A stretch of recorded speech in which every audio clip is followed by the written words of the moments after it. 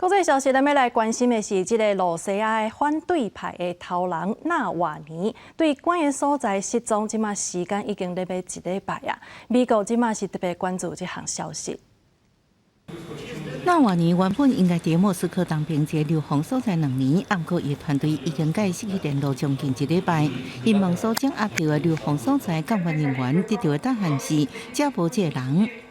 It is about his life and his health and about his his security. Lawyers tried to access him there during last 6 days. In the end of the day, they were just told that the working hours are over, so they have to leave. 纳瓦尼团队最近一直回避被转移到特别管理系统的监管单位，并且注意甲保持联络。这所在是相关安全级别的流放所在。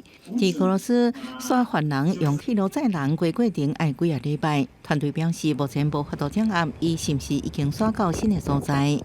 We do not have any information about his whereabouts. We are deeply concerned for Mr. Navalny's well-being, and after he did not appear at his scheduled court appearance today, we have communicated to the Russian government that they are responsible for what happens to Mr. Navalny while he's in thetheir custody.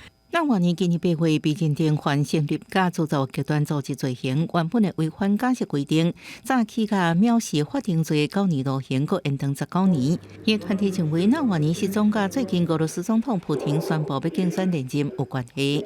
公司新闻恩文玲报道。